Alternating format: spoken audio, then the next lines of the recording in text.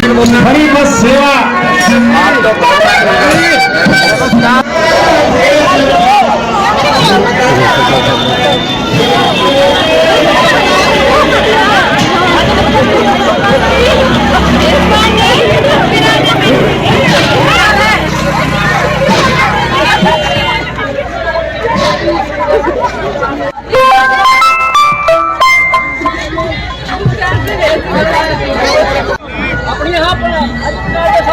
धन्यवाद तुम्हारा तैयार कराएगी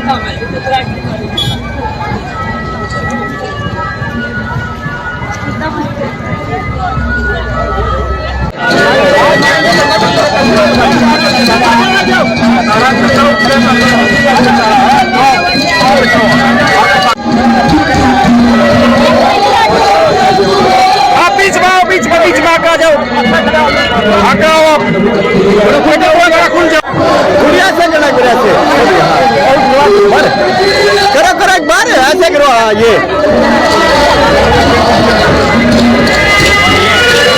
एक बार आको आ जाओ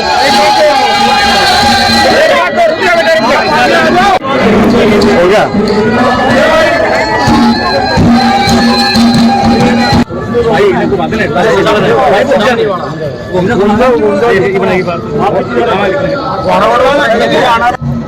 गलती करके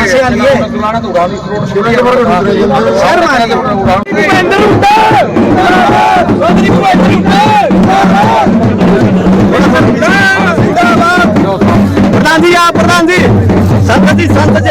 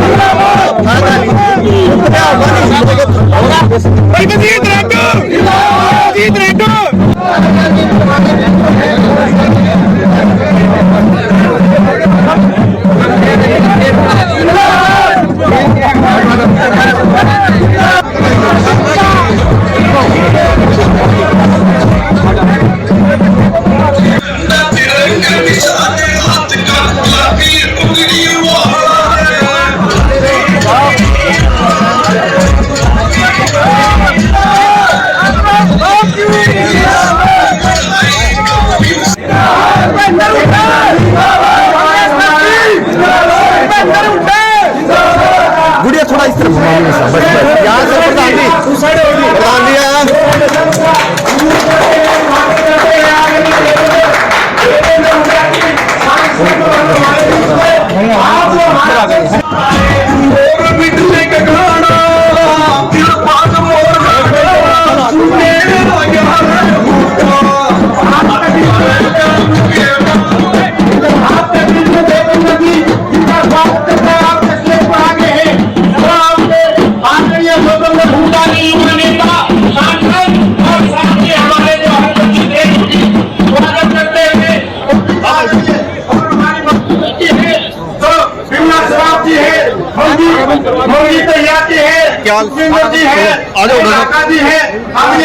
सभी साथी मैं निवेदन करूंगा आदरणीय हमारे युवा नेताओं के बीच में स्वागत करते हुए सारे हमारे समाज सेवी आदरणीय हमारे सभी साथी जो है आपके बीच में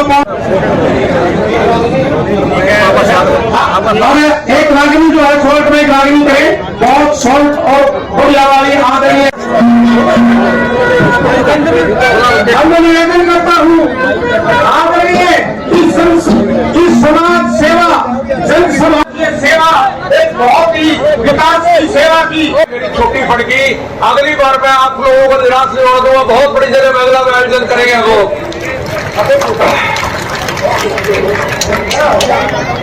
आकर के योग इसका पौधा 30 मार्च 2010 में हमारे आदरणीय हमारे महबूब नेता चौधरी भूपेंद्र हुड्डा जी ने लगाया था, आज वो पेड़ बन चुका है और उस पेड़ की जो शाखा है लक्ष्य ग्रामीण विकास ट्रस्ट है। और हम उम्मीद करते हैं कि आपकी रहनुमाई में, आपके आशीर्वाद से ये पौधा वटवृक्ष का रूप जरूर धारण करेगा। और आप लोगों का आशीर्वाद ऐसे बना रहे, उसी चीज से मैं ज्यादा समय आपका ना लेते हुए सिर्फ एक ही बात करूं। आज का जो मकसद है कोई राजनीतिक मकसद नहीं है मेरे भाइयों, ये समाज का जो मकसद है। शायद ऐसे ऐसे आयोजन बहुत कम हुए हैं जब समाज की बात करते हैं हम लोग, और ये असली पूछो तो आज का जो आयोजन है मेरी बेटियों को समर्पित है। आज जो मेरी बेटियां जो तंग होती थी रास्ते में आने जाने की, मेरे सामर्थ्य के हिसाब से मैंने 36 गांवों को अडॉप्ट किया है और वो 36 कॉलेज से घर जाएंगी। उसके बाद हमारे बस स्टैंड से लेके और कॉलेज की दूरियां लगभग 4 से 5 किलोमीटर है और वहां कोई साधन मेरी बेटियों के नहीं है। हमने ये तय किया कि किसी भी हल्के की किसी एरिया की हो, जो बेटी सबसे पहले बेटियों को हम बस अड्डा छोड़ेंगे, फिर मेरी सारी बेटियों को जिस जिस गांव से आई है वहां छोड़ के आएंगे। हमारा मेन मकसद जो था, फिर हमारा देखा होगा जब भी छुट्टियां होंगी प्रधान जी, जब भी छुट्टियां होंगी तो मेरे बुजुर्गों को, मेरी माताओं को, बहनों को जब भी श्रावण का टाइम आएगा या किसी धार्मिक स्थान की यात्रा होगी तो हम लोग, मेरी कोशिश है कि जीत रखेगा कोई भी मेरा बुजुर्ग, मेरी माता, मेरी बहना महरूम न रहे किसी भी धार्मिक स्थान से। जैसे श्रावण का महीना आएगा तो मैं चाहूंगा जब भी छुट्टियां होगी तो मैं अपनी माँ बहनों को अपने साथ लेके गंगा स्नान कराऊंगा, मेरे बुजुर्गों को गंगा स्नान कराऊंगा। तो मैं ये कहता हूँ मेरे भाइयों, आज ये पेड़ जो लगाया है ये आपके आशीर्वाद से लगा है। इस लक्ष्य को आप लोगों ने सींचा है और आप ही सींचोगे, लेकिन मैं आप लोगों से वादा करता हूं हम लोग कभी भी गलत काम नहीं करेंगे। इस जमाने में लोग एडल्ट्रेशन करते हैं, वो करते हैं, लेकिन हमने वादा किया था कि हम जो भी करेंगे समाज में करेंगे और कभी भी कोई गलत काम ऐसा नहीं करेंगे जिससे समाज का है हित हो। और जितना हमारे में सामर्थ्य होगा हम समाज की सेवा करते रहेंगे। मैं दोबारा फिर अपने हिसाब से एक संदेश भी जरूर दें, आज की राजनीतिक हालात में भी जो संदेश है वो भी जरूर दें। महादेव गुप्ता जी हमारे शुभ कार्य, एक शुभ दिन पे आज नवरात्रे जो है उनकी भी एक उसके लिए भी मैं बहुत बहुत आपको माता रानी की कृपा सत्य बने, आप सबको बहुत बहुत शुभकामनाएं देना चाहता हूँ कि नवरात्रि के ऐसे जो है माता रानी कृपा बने, आपके घरों में ढेरों खुशियां हैं। और आज से शुरू होते हैं और आज ऐसे ही ट्रस्ट जो बलजीत रेड्डी जी ने बनाया है, उन्होंने एक बहुत ही अपने समाज सेवा का कार्य में कदम बढ़ाया। एक बहुत मैं समझता हूँ कि रेड्डी साहब की बहुत अच्छी सोच है और हमेशा बलजीत जी ने जो है सामाजिक कार्यों में बढ़ चढ़ के इन्होंने हिस्सा लिया है। एक बहुत ही अच्छे व्यवसायी होने के साथ साथ इन्होंने अपनी सामाजिक क्षेत्र में अपनी जिम्मेदारी से भी कभी पीछे नहीं हटे हैं। इन्होंने शुरू से ये बात हमने देखी है और इसमें भी कोई दो राय नहीं है कि ये जब जो है हुड्डा साहब को कांग्रेस पार्टी के लिए भी ये हमेशा खड़े रहे हैं, हमारे लिए हमेशा खड़े रहे हैं और हुड्डा साहब के बड़े विश्वास पात्र हैं। तो आज मैं अपनी ओर से और आप सबकी तरफ से इनको बहुत बहुत शुभकामनाएं देता हूँ कि एक अच्छा आप पूरे अपने क्षेत्र में, क्योंकि कोई भी जो कोई व्यवसायी शरीर में जो भी आए वो अपने जड़ों को अगर भूल जाए तो वो कोई अच्छी मैं समझता हूँ मिसाल नहीं होती।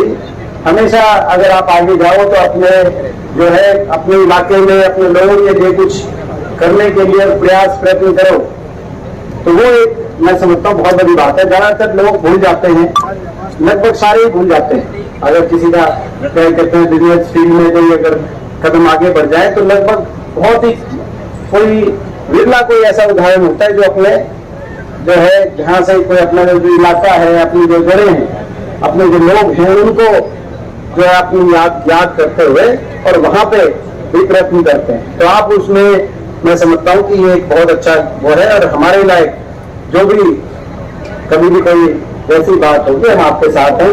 बात इस आपके प्रयत्न आपके प्रयासों में बाकी ये कोई सामाजिक मंच नहीं है, तो इसमें कोई राजनीतिक बात मैं जो है राजनीतिक तो देखो, राजनीतिक तो जो है ज्यादा तो नहीं, मगर आप कहो तो 2 शब्द राजनीति के, क्योंकि तो भाई ध्यान से रहो। देखो राजनीति की बात तो मुझसे ज्यादा आप समझते हैं। हम तो हमारे बड़े बुजुर्ग बैठे हैं, तो आपके बच्चे हैं। आपने हर तरीके का समय, हर तरीके का टाइम, हर तरह की सरकारें देखी हैं। आज हरियाणा में क्या स्थिति है मुझसे ज्यादा आप जानते हैं। एक बड़े बहुमत के साथ सरकार बनी देश में भी, हरियाणा में भी, और 9 साल बहुत बड़ा टाइम होता है किसी भी सरकार के चाल चलन, चेहरे, नीति, नियत और धरातल पे कोई परिणाम, जमीन में क्या परिणाम है, उन सारी बातों को देखने के लिए कि सरकार किस दिशा में लेके जाना चाहती है प्रदेश को। देश को बहुत लंबा समय होता है, 9 साल। अब 1 साल रह गए, 1 साल के बाद लोकसभा का चुनाव है, साथ में विभिन्न विधानसभा के चुनाव के भी बज रहे हैं, क्योंकि अभी जो केंद्रीय गृह मंत्री आए थे अमित शाह, आपके सामने है, वो कह के गए। 2 दिन का उनका दौरा था। पहला दिन उनका दौरा कैंसिल हो गया था, गोहाना में रैली थी, थोड़ी हाजिरी कम थी गोहाना में, आपको याद होगा। तो पहले दिन तो उनका कैंसिल हो गया। ठंड बताई, फरवरी में बताया ठंड ज्यादा थी, इसलिए आदमी कमाए, थोड़ी थोड़ी बूंद पड़ गई, ठंड ज्यादा थी। वो तो जो है किसी ठंड थी, पूरा ठंड तो उस दिन थी जब 6 जनवरी को हमने पानीपत में आपके आशीर्वाद से रैली करी थी, जब भारत जो यात्रा चल रही थी। उस दिन जो है अब देश पूरा आसाम का सबसे ठंडा नहीं था, लेकिन चलो वो एक उनका अपना था। तो पहले दिन कैंसिल हुई, मगर दूसरे दिन जब उन्होंने प्रोग्राम किया, जाते हुए वो कह के गए कि लोकसभा के साथ विधानसभा के चुनाव का भी तैयारी करो बीजेपी कार्यकर्ता। तो अभी 1 साल रह गया। 4 साल सरकार के होते हैं, आखिरी 1 साल जनता का होता है, जनता के सोचने का होता है, सोच विचार के फैसले करने का होता है, और विपक्ष के लोगों के बीच में जाके अपनी बात कहने का होता है। तो ये राजनीतिक बात है, जो आज बात कि हम आपके बीच में अपनी बात कहेंगे, मगर उससे ज्यादा आपको सोचना विचारना। आपने 9 साल ये सरकार देखी, इस सरकार में जो हरियाणा देश में मिसाल होता था विकास का, विकास के हर श्रेणी में हम देश में सबसे आगे के राज्य में आते थे। विकास दर हमारा सबसे ज्यादा था, प्रति व्यक्ति आय, प्रति व्यक्ति निवेश, खिलाड़ियों का मान सम्मान। देश में हरियाणा का उदाहरण दिया जाता था कि खिलाड़ियों का मान सम्मान हरियाणा में सबसे ज्यादा है। क्योंकि आप इनकी बात नहीं मानते, लेकिन हमें दुख है कि इतना धरना देना पड़ रहा है, और एक पैसे जो वापस जा रहे हैं 750, किसी का कोई बाप था, कोई किसी का बेटा था, किसी का भाई था, कोई किसी का पति था। एक घर में जाकर उसके बाद हम उनसे आंसू पोंछते थे। और मैं धन्यवाद करता हूं हुड्डा साहब का इस बात में कि पूरे देश में फैसला किया कि इन परिवारों को अकेला नहीं पड़ने देंगे। 2-2 लाख की कांग्रेस विधायक दल की तरफ से सारे इकट्ठे करके 2-2 लाख की मदद करेंगे, क्योंकि उनको तो कुछ नहीं आ रहा था। वो भी किसी का परिवार थे, उनके जाके मदद करते थे, आंसू पोंछते थे। और जब जाके संसद में इनकी बात कहते थे तो संसद के अंदर मजाक उड़ाया जाता था, खिल्ली उड़ाई जाती थी। करने का काम किया, किसान 1 साल तक बैठा रहा, किसानों को अपमानित किया। गरीब मनरेगा का बजट 1 तिहाई कर दिया। ग्रामीण चौकीदार, सफाई कर्मचारी करनाल में गए, उन पर लाठीचार्ज। हमारे प्रदेश का कर्मचारी अभी एक 2 हफ्ते पहले कर्मचारी जा रहे थे पंचकुला में ओल्ड पेंशन स्कीम मांगने, उन पर लाठीचार्ज। स्कूल के छोटे छोटे बच्चे 9 साल तक स्कूल में शिक्षकों की भर्ती नहीं हुई, बच्चों को धरना पे बैठना पड़ा। कोई ऐसा वर्ग नहीं जो इस सरकार में सड़क पे आया है। स्कूल के छोटे छोटे बच्चों से लेकर बड़े बुजुर्गों की पेंशन कट गई, 5 लाख बड़े बुजुर्गों की पेंशन कट गई। उनको प्रदर्शन निकालना पड़ा, धरने निकालने पड़े। रोहतक में एक प्रदर्शन निकल रहा था, इसका नाम रखा जा रहा था कि थारा फूका जिला है, तो मृतक घोषित हो गए थे। उनका प्रदर्शन का नाम था, आपने भी देखा होगा। बड़े बुजुर्गों से लेकर छोटे बच्चों तक, किसान से लेकर कर्मचारी तक, व्यापारी, छोटे व्यापारी से लेकर मजदूर तक, और मजदूर से लेकर खिलाड़ियों तक, हमारे देश की शान खिलाड़ी जो ओलंपिक के सारे मेडल विजेता, उनको भी बैठना पड़ा जंतर मंतर पे। और वो भी जब जंतर मंतर पे बैठे तो उनका भी अपमान है। बीजेपी के एमपी ने कहा कि ये एक एक विशेष प्रदेश से हैं।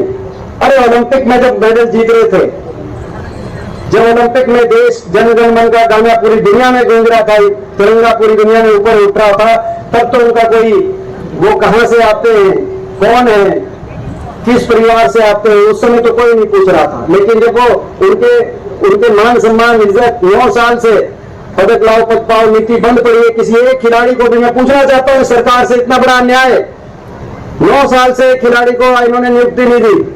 हमारे समय 780 खिलाड़ियों को अलग अलग पदों पर नियुक्ति मिली थी, हर बात से ऊपर उठ के मिली थी और बिना भेदभाव के सबको मिली थी। जो आज खेल मंत्री है संदीप सिंह, उनको भी उस समय डीएसपी की नियुक्ति मिली, बबीता फोगाट को भी डीएसपी की नियुक्ति मिली, हमारी बहन को योगेश्वर दत्त जो हमारे शान है देश की, उनको भी योगेश्वर दत्त जो हमारे शान है देश की, उनको भी डीएसपी की नियुक्ति मिली, हर खिलाड़ी को मिली। आपने 9 साल से हमारी बहन शक्ति मलिक पिछले ओलंपिक में मेडल लेके आई थी, लेकिन उसको भी धरने देने के लिए जंतर मंतर में बैठना पड़ा और जब बैठी तो वो सारे खिलाड़ी बैठे तो उनका तिरस्कार।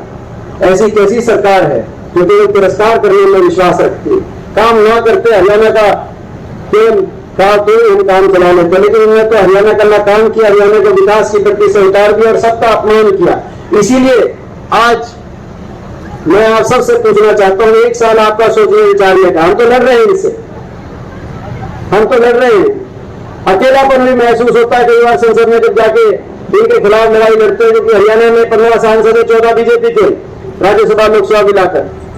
तो जब कभी इनसे लड़ाई लड़ने के लिए वहां पर खड़े होते हैं तो अकेलापन भी महसूस होता है। लेकिन मैं आपसे पूछना चाहता हूं, इस लड़ाई में, प्रदेश में बदलाव परिवर्तन की इस लड़ाई में आखिरी 1 साल में भाई ये लड़ाई आप कहोगे, आपका साथ और आपका आशीर्वाद अगर होगा, आपका साथ आपका आशीर्वाद मिलेगा तो इस लड़ाई को तो भाई मैं पूछना चाहता हूं, ये लड़ाई लड़े या नहीं लड़े, मैं आपसे सबसे पूछना चाहता हूं।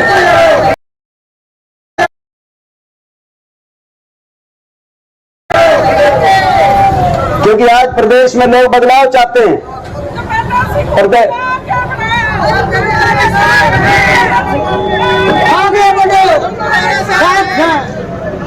जो अपना मेरे समझ में नहीं आई, फिर मैं बहुत दूर थे थोड़े यूं मान रहे थे सरपंच की छोटी सरकार है, बाकी सबको धरने देने पड़ रहे हैं, 18 नंबर नहीं आएगा छोटी सर। अच्छा देखो ये बात यहाँ पे, इसमें देखो ये मैं समझता हूँ कि ये लड़ाई अपने को सबको एक परिवर्तन की लड़ाई में, एक और बात कह रहा हूँ, हर बात से ऊपर उठ के लिए लड़ाई लड़नी पड़ेगी।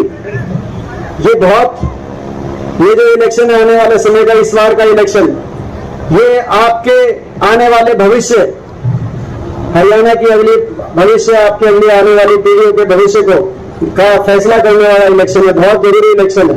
थोड़े कहीं को ज्यादा समझना, क्योंकि मैं वहां तक जो है वहां बैठ के मैं लड़ाई लड़ता हूं, तो मैं देखता हूं इनके पास सत्ता बल है, धन बल है, हर तरीके की शक्ति इनके पास है। लड़ाई, लोग बदलाव चाहते, लोग पिछली बार भी बदलाव चाहते थे, 75 पार की हवा निकाल दी थी इन्होंने, आपको याद है, मगर धोखा बन गया आपके हमारे साथ, हरियाणा के लोगों के साथ, बहुत लोग इनके साथ जाके सौदेबाजी करेंगे। ये लड़ाई हम जीतेंगे, लोग बदलाव, हम सच की लड़ाई लड़ रहे हैं, नैतिकता की लड़ाई लड़ रहे हैं, लड़ाई हम जीतेंगे। लेकिन लड़ाई तब जीतेंगे जब सूझबूझ के साथ और सारे मिलकर लड़ाई लड़ेंगे। मैं आपसे पूछना चाहता हूं, इस लड़ाई में आपको, आपका पूरा साथ हमें मिलेगा कि नहीं मिलेगा, मैं पूछना चाहता हूं।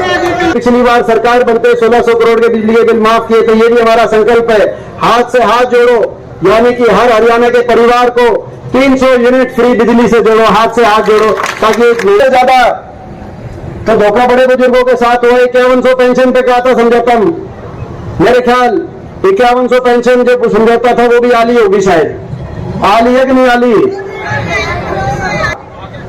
जब इनकी मेजोरिटी नहीं आई बीजेपी की, तो दुष्यंत चौटाला ने कहा था जेजेपी ने कि हम उस पार्टी का समर्थन करेंगे, हमारे 10 एमएलए है जो 5100 पेंशन देगी।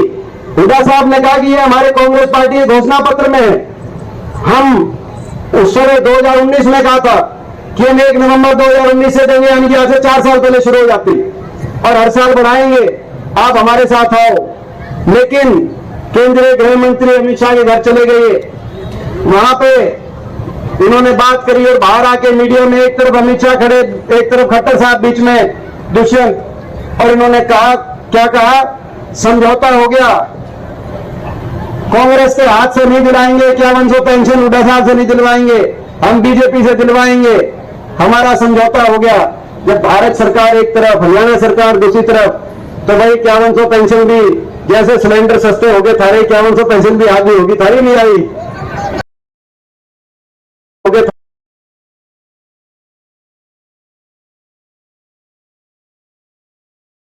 थारे 5100 पेंशन भी आगे होगी, थारी नहीं आई।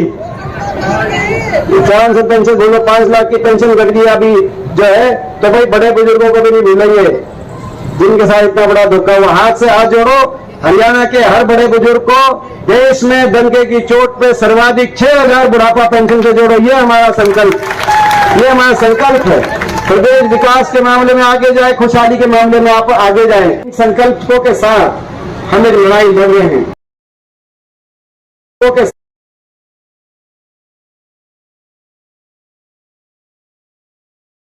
साथ हम एक लड़ाई लड़ रहे हैं। हरियाणा में परिवर्तन की लड़ाई लड़ रहे हैं, हरियाणा को बचाने की। और कर्मचारियों को ये कह रहे कि भाई कर्मचारी का बोल रहे हैं, तो भाई हाथ से हाथ जोड़ो, कर्मचारियों को ओल्ड पेंशन स्कीम से जोड़ो। तो इस संघर्ष में, इस लड़ाई में मुझे पूरा विश्वास है कि आपका पूरा साथ और आशीर्वाद मिलेगा। एक बार दोबारा से हाथ उठाकर आप साथ आशीर्वाद भी। और ये भाई एक ये एमएलए को देखे याद आ गई, एक सीट आई है हमारी केवल जील में, इनके में। तो भाई मैं एक बात बताऊं, भाई मैं जील के, देखो भाई मैं जील सारे जील रहे भाई, अपने पढ़ाई में जो पहचान, भाई कौन आपका है कौन, भाई 5 की 5 सीट जील में। देखो भाई ये देखो, ये इसमें किसी का नाम या किसी का वो मत जोड़ा, इसमें देखो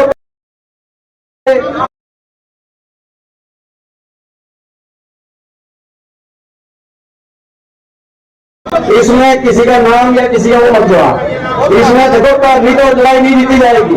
इनके पास सब कुछ है, हमारे पास तो आप हो, हम लड़ने लग रहे हैं और अपने सबके भविष्य के लड़ने लग रहे हैं। इसमें अपने को थोड़ा अनुशासन से चलना पड़ेगा, इन बातों के ऊपर उठ के चलना पड़ेगा। मगर भाई जीन, ये बताओ जीन जीत के अपना पढ़ाई की पहचान करते हुए नहीं करते जीन से पूरा आशीर्वाद रखियो, बाकी काम मेरे को छोड़ दो, बाकी सारी गाड़ी पाए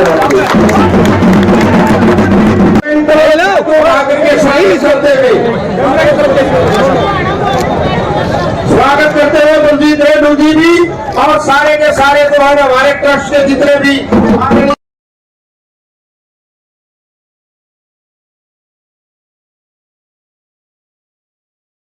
एक बार चलने जा रही है, क्या कुछ कहना चाहेंगे? लक्ष्य सेवा ट्रस्ट ठीक है, उनके आ रही है।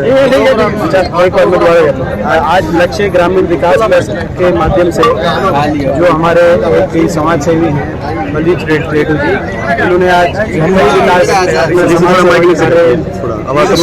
विशेष कार्य की शुरुआत करी है।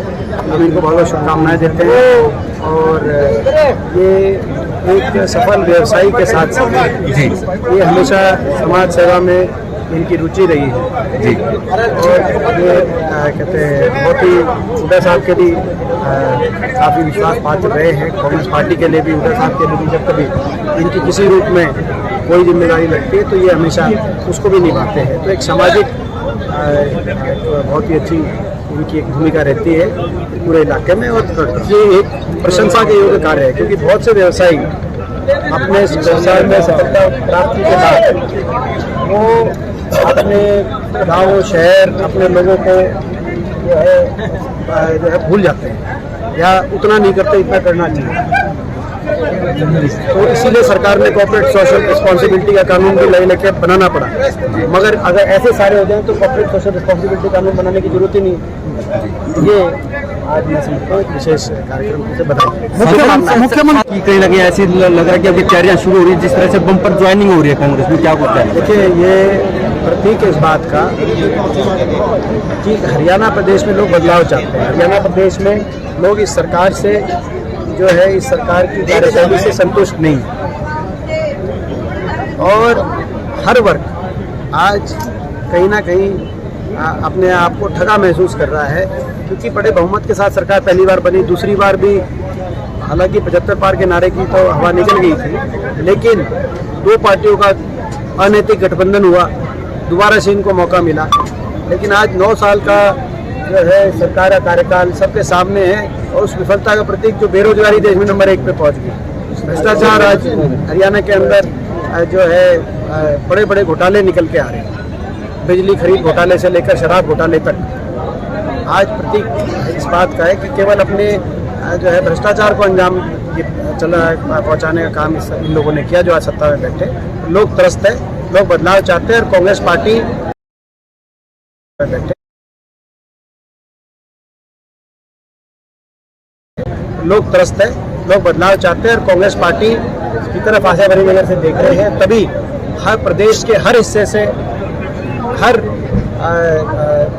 वर्ग से आज लोग कांग्रेस पार्टी में शामिल हैं। हाँ, संदीप सिंह का समर्थन कर रही है बीजेपी, तो उस पर क्या कहना? इससे ज्यादा क्या दुर्भाग्य की बात हो सकती है। एक तरफ तो नारा था बेटी पढ़ाओ बेटी बचाओ, आज बेटी गुहार कर रही है, और दूसरी तरफ हरियाणा खिलाड़ियों का, खेलों के खिलाड़ियों के सम्मान का प्रतीक प्रदेश था। दोनों ही जो हरियाणा के अंदर बेटी बचाओ बेटी पढ़ाओ और खिलाड़ियों के सम्मान का जो है आज दोनों नारों को का खोखले दिखाई दे रहे। और मुख्यमंत्री जी जिस मैं समझता हूँ कि अहंकार से उसका जो खेल मंत्री हैं उनका हमेशा पक्ष रखते हैं, तो ऐसे में कौन निष्पक्षता से जांच करेगा भाई? जांच एजेंसी प्रदेश सरकार के अंतर्गत है। मुख्यमंत्री जी तो क्लीन चिट दे रहे विधानसभा में खड़े होकर, तो मुख्यमंत्री जी कल को इस बात का सर्टिफिकेट देंगे क्या प्रदेश में कि कौन किसी के साथ छेड़छाड़ करता है कि नहीं करता है? कोई छेड़छाड़ करता है तो बीजेपी का कोई कार्यकर्ता है तो उसको मुख्यमंत्री जी पूरी उनको फ्री हैंड दे रहे। इसका ये संदेश जा रहा है, बहुत गलत संदेश गया है।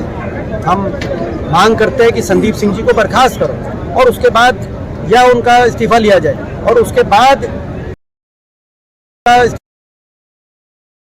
इस्तीफा लिया जाए, और उसके बाद निष्पक्ष जांच हो। जांच में जो भी सामने आए उसके आधार पर जो है, मगर नैतिकता के आधार पर उनको पहले दिन इस्तीफा दे देना चाहिए था, और मुख्यमंत्री जी को उनको बर्खास्त करते हुए कैबिनेट से।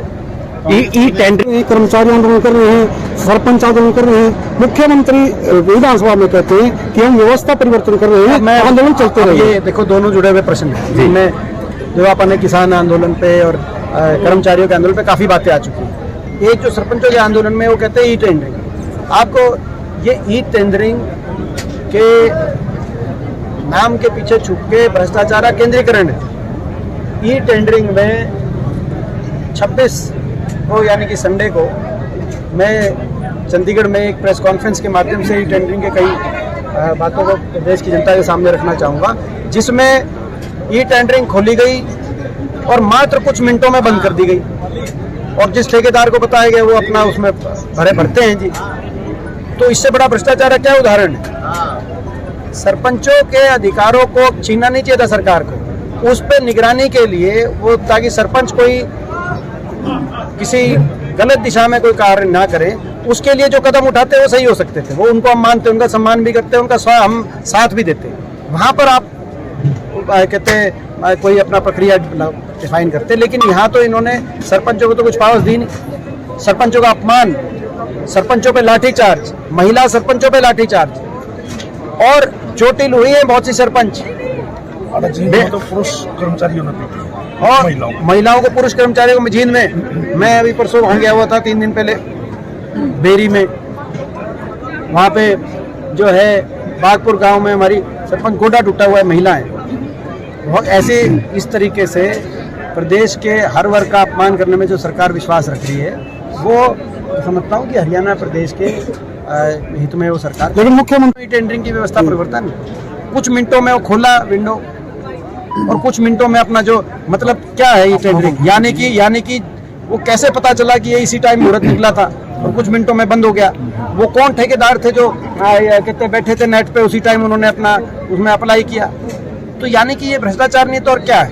तो कांग्रेस की सरकार आने पर, और ये मैं उदाहरण के साथ 26 तारीख को, 26 मार्च को, यानी कि रविवार को। मैं उदाहरण के साथ चंडीगढ़ में ये पूरी बात रखूंगा, लेकिन आज मैं केवल आपको वो बता रहा हूँ कि भाई वहाँ क्या हुआ। ये टेंडरिंग भ्रष्टाचार का केंद्रीकरण का एक प्रतीक ही टेंडरिंग बन गया। जी बेटा साहब, सत्ता पक्ष के खिलाफ आप लगातार हमला कर रहे हैं, लेकिन संगठन नहीं बन पा रहा। लड़ाई लड़ने के लिए हरियाणा में संगठन भी चाहिए ना। हरियाणा में संगठन है, बहुत मजबूत संगठन है। किसने कहा आपको? कहाँ जिला हाँ, है? विस्तार संगठन की बात सारा है। युवा का संगठन सारा अपना हमारा अच्छा संगठन है, और संगठन में विस्तार की प्रक्रिया है, साधारण है। चला जी हमारी संगठन में शर्मा जी आप करा संगठन में शर्मा जी आप करा हमारे जो है युवा का संगठन भी है। हमारे पीछे के दिल्ली में मतलब 31 सीट आई कांग्रेस पार्टी, और लोगों की बयान भावना के साथ है। हाँ, धीरे धीरे विस्तार सेक्टर में हो रहा है। शर्मा जी ऐसा कि कांग्रेस सरकार कह रही है कि हम पेंशन भी बढ़ाएंगे, 6,000 करेंगे, या ओपीएस वो भी देंगे, और ई टेंडरिंग इसको भी रद्द करेंगे, जबकि बीजेपी वाले कह रहे हैं कि ये पॉसिबल नहीं है। क्या लगता है? बीजेपी वाले कैसे कह रहे हैं कि ओपीएस पेंशन पॉसिबल नहीं है, जब हिमाचल कर सकता है, राजस्थान कर सकता है, छत्तीसगढ़ कर सकता है, यहाँ तक कि पंजाब कर सकता है। हमारे तो सारे आसपास के सारे पड़ोसी दिल्ली कर सकता है, तो केवल हरियाणा ही में पॉसिबल नहीं है। हरियाणा में वो पॉसिबल है कि ₹2.94 के हिसाब से बिजली आनी थी एक औद्योगिक समूह के माध्यम से, जो हमारी सरकार कांग्रेस सरकार के समय 25 साल का करार हुआ था, पावर परचेज एग्रीमेंट। लेकिन उसी बड़े औद्योगिक घराने जिनको लेके आज के दिन जेपीसी की मांग है दिल्ली में, उन्होंने बिजली बंद कर दी, और प्रदेश सरकार ने 11 रुपए में बिजली लेनी पड़ी। ये तो संभव है हरियाणा प्रदेश में जी। और जो है 6,000 पेंशन जो हरियाणा के बड़े बुजुर्ग की बात आती है पेंशन की, तो पेंशन का संभव नहीं है, लेकिन 11 रुपए से बिजली लो, क्योंकि वो औद्योगिक घराना आपके निकट माना जाता है भाजपा के। ये मैं समझता हूँ कि इस तरह का पक्षपात नहीं होना चाहिए। हरियाणा के बड़े बुजुर्गों का भी उतना ही अधिकार है इस देश में जितना किसी बड़े उद्योगपति घराने का। तो आखिरी सवाल लोगों का 2024 में कितनी सीटों का दावा कर रहे हैं? जो हम विश्वास के साथ कह सकते हैं कि 2024 में हरियाणा में परिवर्तन आएगा। 24 में हरियाणा में परिवर्तन आएगा, और बड़े बहुमत के साथ परिवर्तन आएगा, जितना हमें साथ और समर्थन मिलेगा। ठीक है।